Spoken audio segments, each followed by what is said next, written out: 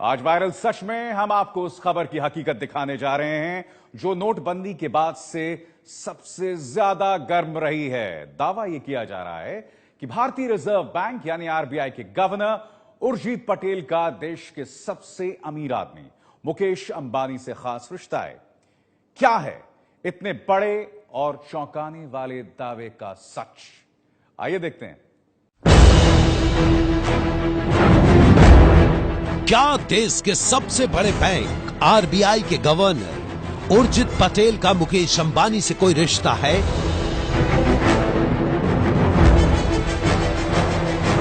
क्या उर्जित पटेल देश के सबसे अमीर आदमी मुकेश अंबानी के दामाद हैं? क्या मुकेश अंबानी ने अपनी कंपनी को फायदा पहुंचाने के लिए उर्जित पटेल को आरबीआई का गवर्नर बनवाया है? चौंकाने वाले ऐसे सवाल पूछ रहा है सोशल मीडिया पर वायरल हो रहा यह मैसेज, जिसमें मुकेश अंबानी और उर्जित पटेल के रिश्तों का खाका पेश किया जा रहा है।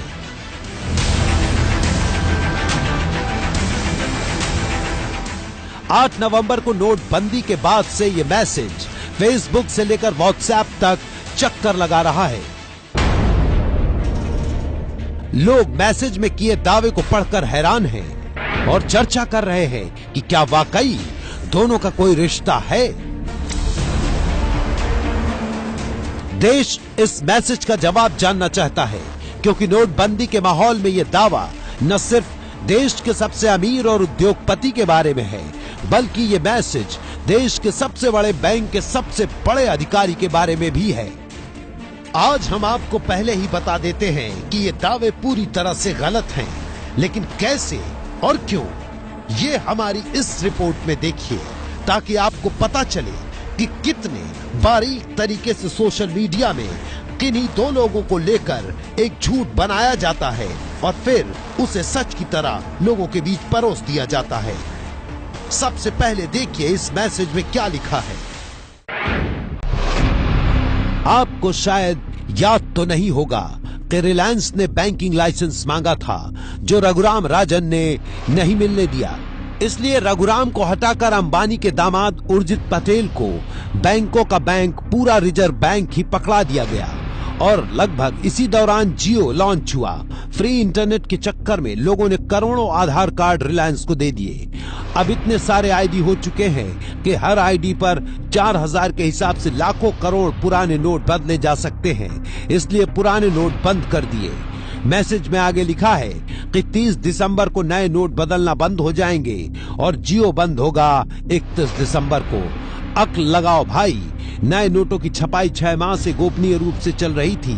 पिछले 6 महीने से बहस चल रही थी कि आरबीआई का गवर्नर कौन बनेगा और 16 सितंबर से आरबीआई के गवर्नर बने उर्जित पटेल। लेकिन उन्होंने 6 महीने पहले ही गवर्नर बने बिना ही नोट साइन करना शुरू कर दिया था। मोदी जी कह रहे हैं कि नए नोट 6 महीने से छापे जा रहे हैं। सभी नोटों पर उर्जित पटेल जो कि 4 सितंबर से आरबीआई के गवर्नर हैं, उनके साइन हैं। यह भारतीय इतिहास के सबसे बड़े घोटाले की ओर इशारा कर रहा है। वायरल मैसेज के जरिए ये बात फैलाने की कोशिश की जा रही है कि मुकेश अंबानी की कंपनी को फायदा पहुंचाने के लिए उर्जित पटेल को आरबीआई के गवर्नर पद पर बैठाया गया। ये बात पूरी तरह से गलत है और ये बात क्यों गलत है ये हम आपको बताएंगे।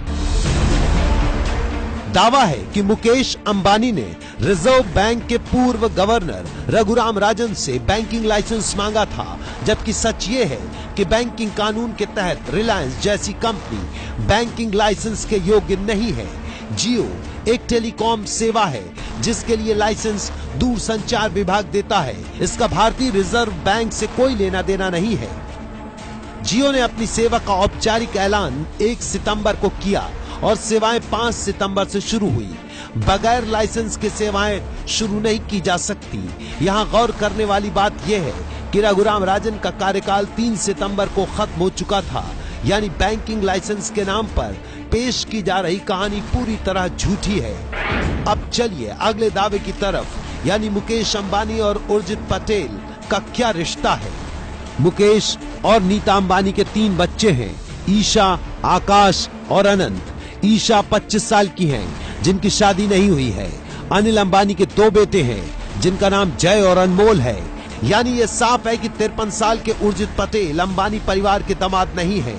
पटेल और अंबानी के बीच संबंध बस इतना है कि वो कुछ समय के लिए रिलायंस इंडस्ट्रीज में काम कर चुके हैं।